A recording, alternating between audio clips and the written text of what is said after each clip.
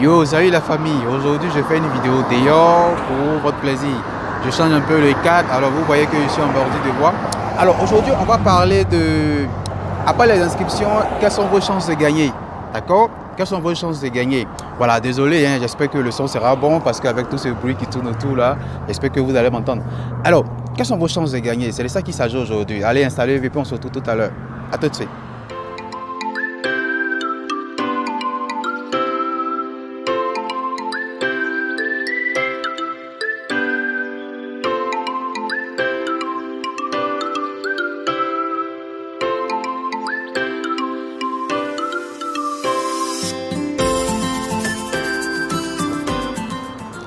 Alors, après avoir fait l'inscription, c'est vrai, tout le monde maintenant cherche à savoir, oh, quelles sont mes chances de gagner?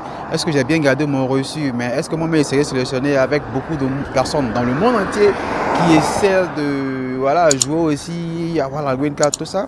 Alors, aujourd'hui, je vais vous donner un peu les différentes possibilités ou encore quelles sont vos chances de gagner. Alors, dans un premier temps, il faut savoir que les années antérieures, sinon l'année qui est l'année dernière, autant pour moi, beaucoup de mon joueurs sans le passeport. C'est pas mon souhait, mais c'est fort probable et évident qu'ils seront refusés, qu'ils seront disqualifiés. Parce que dans la règle, il faut jouer avec le passeport. Mais il y a beaucoup qui ont joué sans le passeport. C'est fort probable vraiment que ces gars-là, nombreux, soient refusés.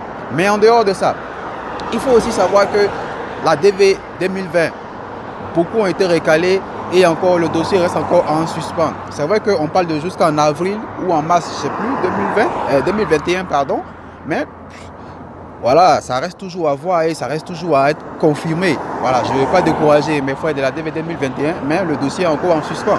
On ne sait pas où est-ce que ça va nous emmener. En dehors de ça, il faut savoir qu'il y a l'entrée de M.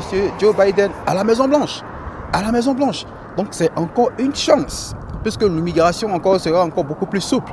Je sais que tout ce qui est robinet qui a été fermé sera plus ou moins ouvert. Et voilà, ils vont beaucoup plus ouvrir certaines choses. Et pour ceux qui ont suivi les vidéos que j'ai fait dans 3 ou 4 mois qui parlaient de est-ce qu'ils allaient fermer ou encore est-ce qu'ils allaient boucler la DV loterie, j'ai dit non, ça ne sera pas bouclé, mais peut-être que ça peut être transformé.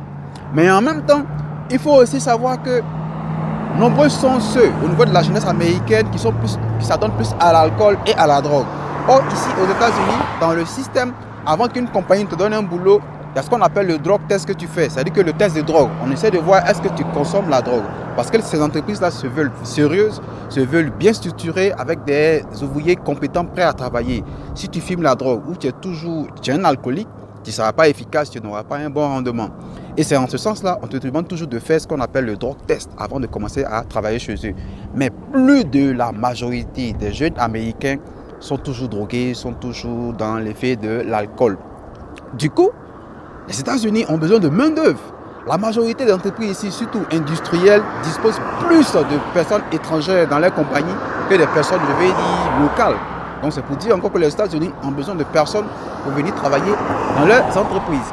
C'est en ce sens-là que je me dis que voilà, c'est clair que vos chances vont augmenter, vous aurez beaucoup plus de chances pour être sélectionné et encore mieux venir aux États-Unis.